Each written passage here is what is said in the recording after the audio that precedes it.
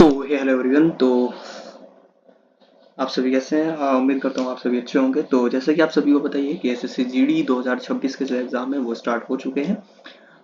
सो आज की इस वीडियो में मैं डिस्कस करेंगे कि एसएससी जीडी 2026 का most expected GK GS paper one ने।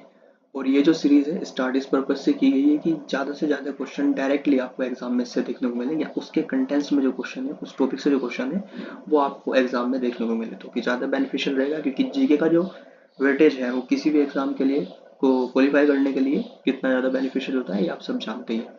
ठीक है, तो आइए शुरू करते हैं इस वीडियो को, और इस वीडियो को अपने दोस्तों में जरूर शेयर कीजिएगा। ठीक है, चलिए शुरू करते हैं। पहला क्वेश्चन आप सबकी स्क्रीन पर ये रहा, देखिए।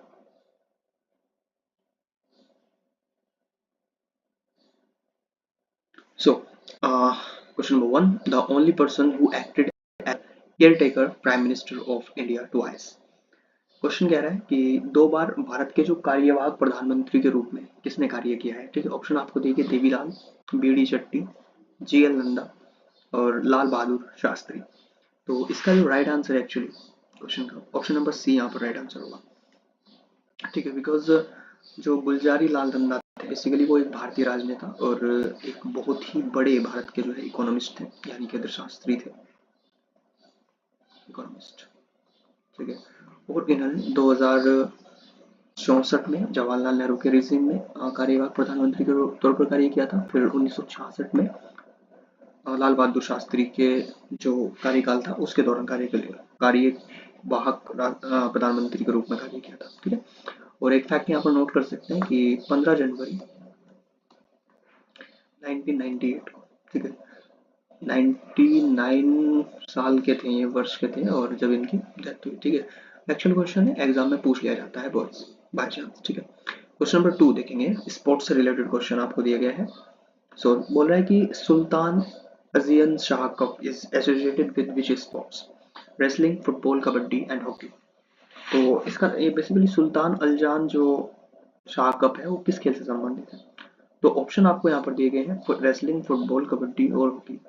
तो इसका राइट आंसर होगा ऑप्शन नंबर डी, हॉकी से जुड़ा हुआ है। ठीक है, और ये एक जो कप है सुल्तान जो ये कहाँ पर आयोजित किया जाता है? तो मलेशिया में आयोजित किया जाता है। ठीक है, याद रखेंगे, पूछ लिया जाता है कि किस कहाँ पर आयोजित किया जाता है, तो मलेशिया में ये आयोजित किया जाता है। ठीक है, और इसकी जो शुरुआत है वो 1983 में हुई थी। ठीक है, सॉरी 1983 में हुई थी, और ये प्रत्येक 2 साल में एक बार होता है। ठीक, 2 साल में एक बार होता है। ठीक है, सो क्वेश्चन नंबर 3 देखेंगे। NISAR commended its commissioning phase approximate dash after its launch, यानी कि निसार ने अपने लॉन्च के लगभग कितने दिनों बाद कमीशनिंग चरण शुरू किया? तो सबसे पहले बात है कि निसार है क्या। ठीक है, तो निसार का मतलब जो है नासा और इसरो का सिंथेटिक अपर्चर रडार है बेसिकली। ठीक है, नासा और इसरो का ये एक संयुक्त प्रोजेक्ट है। ठीक है, नासा और इसरो का ये एक संयुक्त वो है, और जिसका जो कमीशनिंग फेज है, ठीक है, कमीशनिंग फेज वो 1 साल बाद, ठीक है, एक ऑप्शन नंबर 20 का राइट आंसर होगा, 1 साल के बाद शुरू किया जाता है। ठीक है, किया गया था। ठीक है, चलिए बात करें क्वेश्चन नंबर 4 की।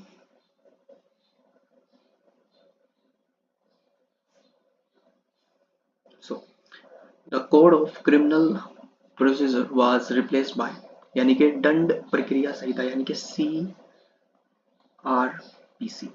ठीक है, CRPC को किसके द्वारा प्रतिस्थापित किया गया? तो ऑप्शन दिए गए हैं: भारतीय न्याय संहिता, भारतीय नागरिक सुरक्षा, भारतीय सुरक्षा अधिनियम BSA और डिजिटल पर्सनल डाटा प्रोटेक्शन। ठीक है, नहीं, भारतीय न्याय संहिता का मतलब है BNS, और भारतीय नागरिक संहिता का क्या अर्थ है? BNSS, BNSS, BNS। ठीक है, तो इसका जो राइट आंसर होगा ऑप्शन नंबर 20 का राइट आंसर हो जाएगा यहाँ पर भारतीय नागरिक सुरक्षा संहिता, जिसको रिप्लेस किया था किसने, CRPC को रिप्लेस किया था किसने, भारतीय नागरिक सुरक्षा ने, BNSS। ठीक है, एक फैक्चुअल जानकारी आप यहाँ पर नोट कर सकते हैं कि CRPF का जो शुरुआत है वो कब की गई थी, कब आया था यह नियम, 1973 में आया गया था। ठीक है, 1973। ठीक है, इसके अलावा जो भारतीय न्याय संहिता है ये कब आया, 1860। ठीक है, बी भारतीय सुरक्षा अधिनियम ये कब आया भाई, यह है 1872 में। ठीक है, इसके अलावा जो ये है DPDA यानी कि डिजिटल पर्सनल डाटा प्रोटेक्शन, ये आया था 2023 में इसको लाया गया था। ठीक है, इंपॉर्टेंट फैक्ट है, डायरेक्टली एग्जाम में पूछ लिया जाता है।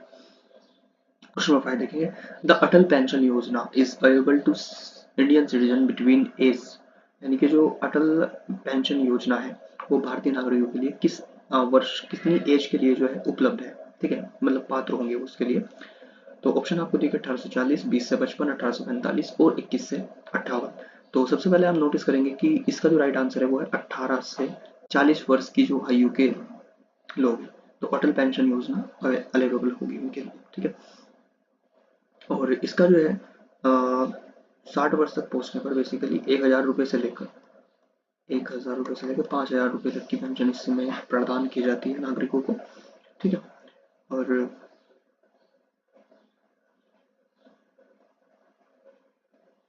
जी ठीक है, ओके, क्वेश्चन नंबर 6 देखेंगे, national sports day is celebrated in India, यानी कि भारत में राष्ट्रीय खेल दिवस कब मनाया जाता है। तो सभी को पता है राष्ट्रीय खेल दिवस, इट्स अ नॉर्मल क्वेश्चन, अगस्त 29। ठीक है नहीं, तो ये किसकी याद में मनाया जाता है, ये आप सभी को पता है, मेजर ध्यानचंद। ठीक है नहीं, मेजर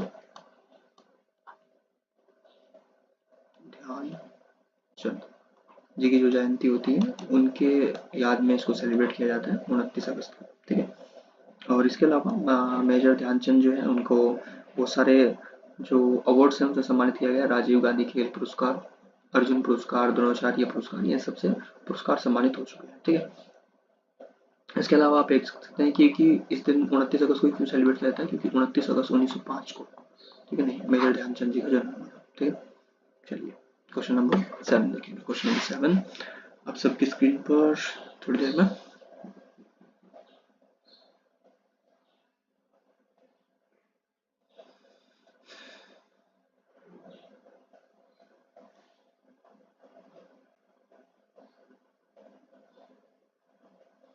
चलिए, which of the following is the first biosphere reserve of India, यानी कि निम्न में से भारत का कौन सा पहला जैवमंडल आरक्षित क्षेत्र है।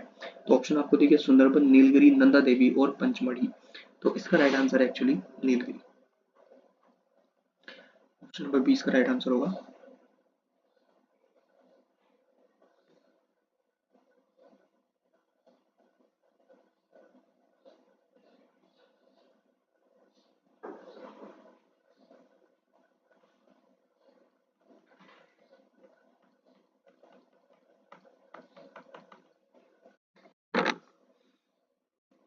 थोड़ा कनेक्शन इशू हो गया है।